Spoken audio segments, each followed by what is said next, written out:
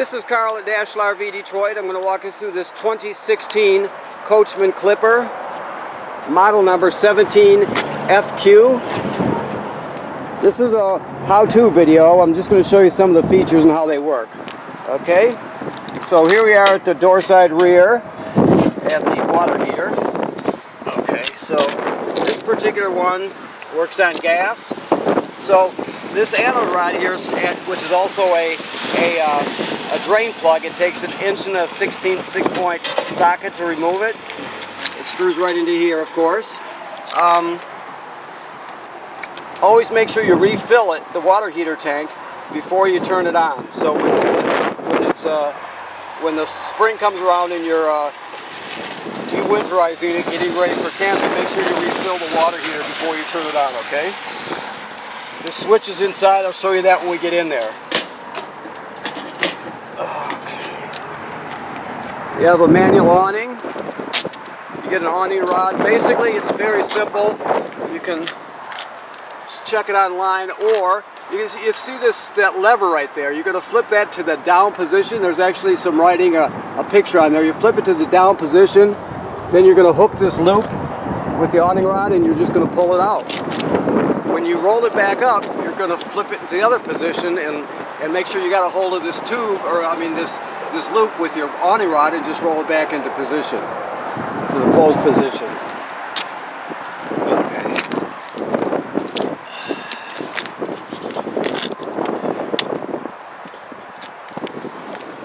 This is pass-through storage. You see you've got your dump hose in there.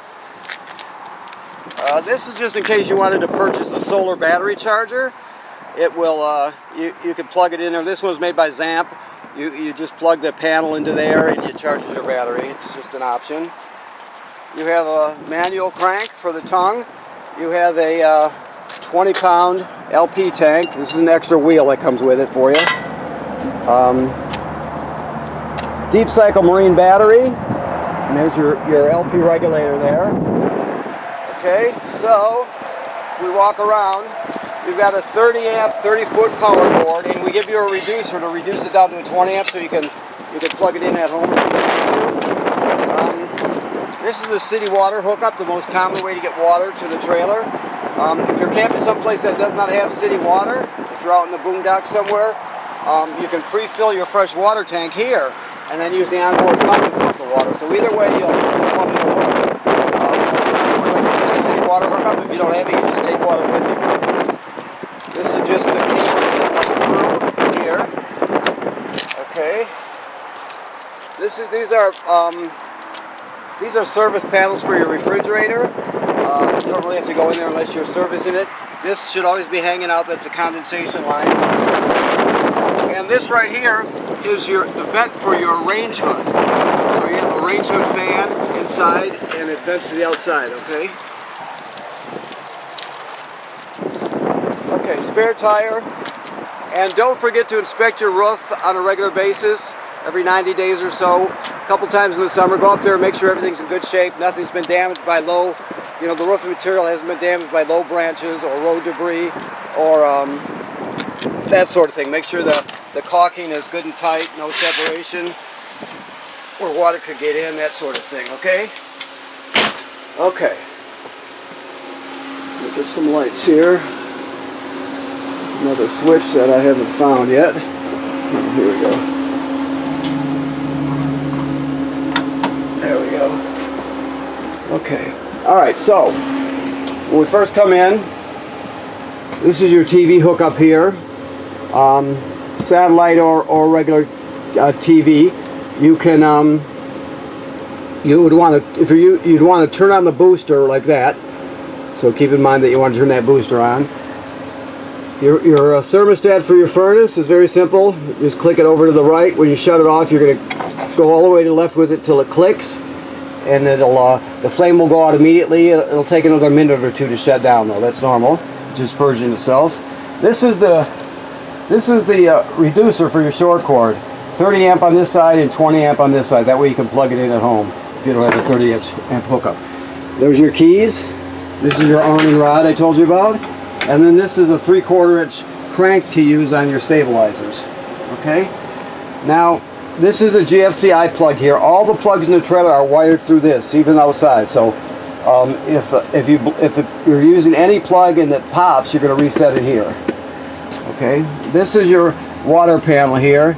Your battery is charged. Fresh water, gray water, black water. Graduates up in 1/3 increments, of course. This is your water pump. I told you if you're camping someplace without fresh water hookup or a city water hookup, you can pre-fill your tank and then use this pump. Okay, this pump is also used to winterize the trailer.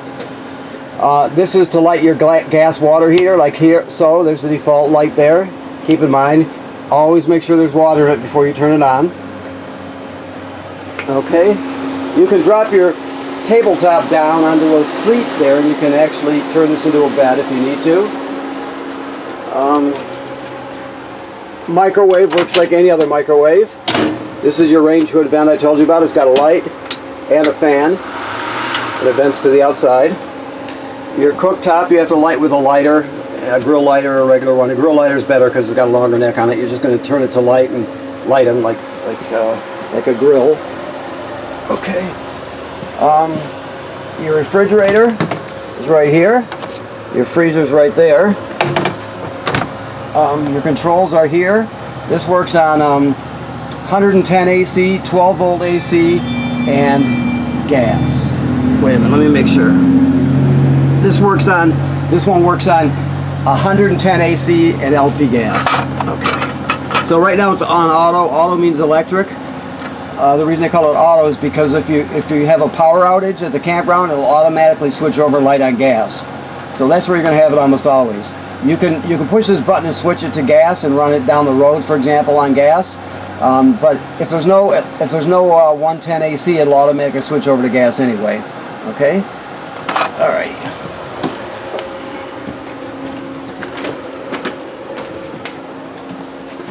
Sink and shower work like any other sink and shower. There's another GFCI there. The toilet is an RV toilet. So basically the black tank is directly below. You can't run this dry. So before you start using it, after you get to the campground, you hook up your power and your water, you come back here, you put a dose of chemical in the bowl, you step on the flush pedal here and hold it down until at least a gallon of water goes into the black tank below along with the chemical, and then it's ready to be used. So you don't use it dry. If you do, the smell will be terrible. Plus it can get clogged up also. So keep that in mind. You always want to have chemical and water in there before you start. That's just an exhaust fan, of course. Let me see if we have anything else. Okay, the air conditioner, it has controls on it just like a window air conditioner would, in the sense it's got a temperature here, and then you got 4 speeds here, 2 fan speeds and 2 air conditioning speeds. Okay, emergency escape window right here. This, you're just going to go like this. You're going to push it all the way through. Then you would pull the red tab out, and that'll make the screen come out, and then you could exit that way in an emergency. Okay, there's also a little storage under the bed, and that's basically it. Let me look around. You do have a cover in the front. You can raise that up so you can see out the window. It's like looks like an awning / rock guard. Okay, and of course this is your furnace. I showed you where the thermostat was, but this is the furnace itself. And this is your carbon monoxide LP gas detector right here. So let me make sure it does both. I'm trying to read from here. Yes, it does both, carbon monoxide and LP gas. So it's green right now. It should always be green. If it's not, get it serviced, because you always want it working. If it goes off, you take everybody outside, leave the door open, shut the gas off at the front, and then figure out what's going on. And also there's another smoke detector up there. Okay, that's pretty self-evident. So, okay, so I think that covers it. So, first of all, thanks for buying your trailer here at National RV Detroit.